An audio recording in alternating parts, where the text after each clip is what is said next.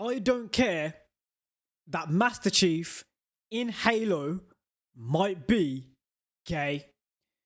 Let's unpack exactly what I've just said. I'm going to tell you why I don't care, why he might already be gay potentially, and also where this comes from. Why is this even here? Where does this information come from that Master Chief might be gay?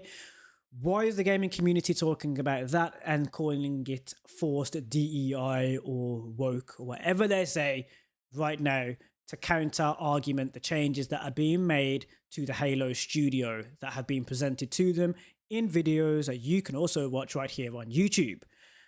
Let's unpack. So, of course, 343 were the ones who were developing the Halo games.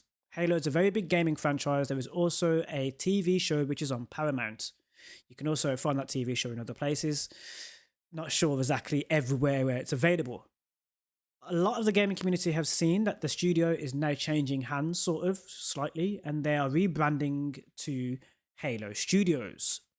During that video, there are the staff members, the developers that are coming forward. They're showing their faces, which is very brave of them. I commend it. It's something that I really do. I welcome it anyway, even though the gaming community doesn't. With those developers that have come forward, you can see that some may have some specific political views or faiths and beliefs. Some of them might be gay, some of them might be straight. This is definitely a talking point in the community, and they've taken that and they've ran with it. So what they've done is they've ran with somebody who might be gay, might be ahead of the studio, and they've been like, that means that all the characters are going to be gay in the thing. So that's where that comes from. That's where that speculation comes from. They're saying that because somebody that might be gay is at the helm of the studio, that's the reason why the characters in Halo might be gay, and they're counteracting it saying, we don't like that, blah, blah, blah, blah, blah. Now we've unpacked that, where that comes from, where this whole topic comes from. Now let's talk about why Master Chief might potentially be gay already. Don't click off the video because I'm about to blow your mind. You're going to get some real world history. So, right now, if you watch the Joe Rogan podcast, you can get educated from Zack Snyder on Spartans, real world Spartans, because he researched them when he created the movie 300. During that podcast, Zack Snyder dances, well, he doesn't even dance around it. He talks about the fact that Spartans had gay relationships and how that worked. There would be a younger Spartan that would be under the wing of a masculine, obviously, head of the Spartan army, stronger soldier, not soldier because Spartans were quite brutal and barbaric, but a barbaric Spartan, and they would do everything with that person under their wing. They would even have sexual relationships with that younger Spartan in order to build a bond that is sexual, emotional, and more, so that if that person is in trouble, that younger Spartan would come at his aid because he is having those sort of emotions and attachment to them. That's what Zack Snyder explains. Now, that's one of the sources where you can find out that Spartans might potentially be gay. I'm using YouTube as an example of where you can find that video, and Zack Snyder talks about that real world history. So, as you may already know, if you've played Halo previously or recent iterations, the soldiers that are in these robotic looking suits, including Master Chief, one of the main characters of Halo, they are known as Spartans. Genetically modified, if I'm not mistaken. They're slightly bigger. They're known as Spartans. So there's a little bit of a connection there between real-world history and the fictional game character. This is purposely done. Of course, there's a choice, and there's also a few other references to pop culture, real-world history, and mythology as well. For example, there might be certain hammers and weapons that are named after mythical or legendary real-world figures. So, covered that. That's what the reason why potentially there could be some homosexuality involved in Halo anyway.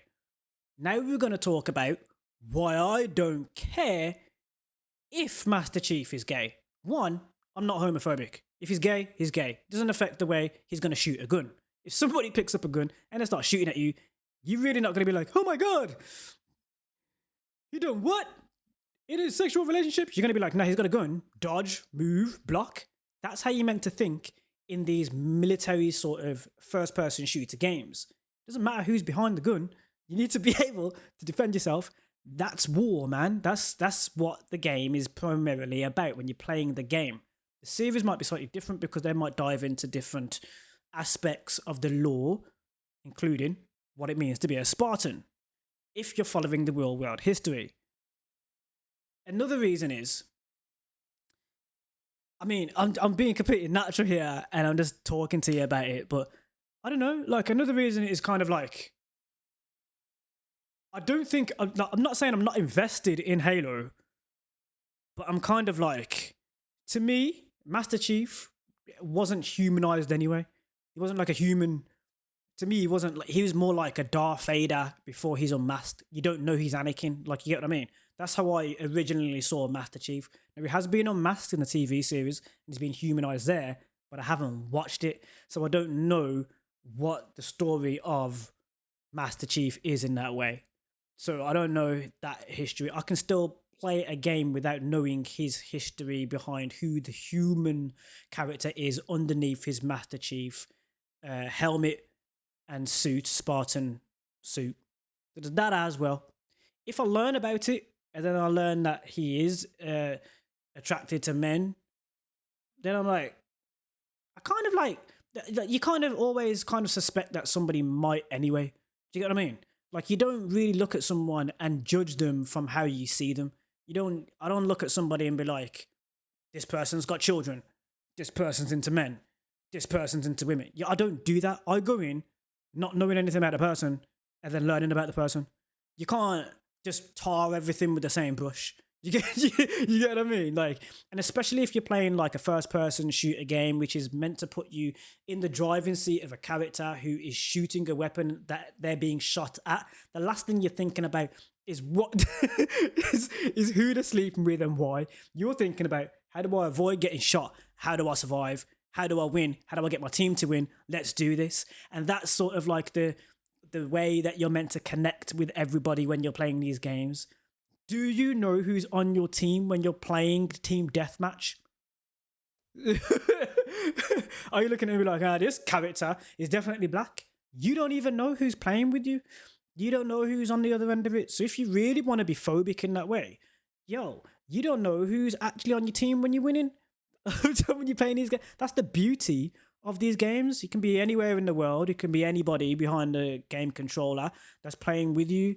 That's that connectivity that you're getting with these games. Now, we're all, joining in and participating. You do have to remember that there are stories that people might want to tell.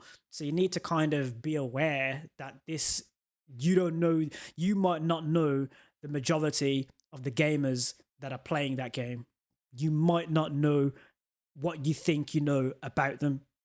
So there's also that the developers might know more than you do. I'm not going to go in trying to say and act like I know what percentage of the Halo community is gay, straight, or what religion they are. How are you meant to grasp that? So yeah, that is the reason why. It's not that I don't care. It's like I kind of like, I'm not like, ooh, no, Halo's going to be rude. Nah, it's just, nah. No, you don't even know who's developing your games in the first place. The only reason you know now is because they are developers are beginning to be more open with you guys online. You don't know who developed your favorite game. And on that note, I'm going to end this one.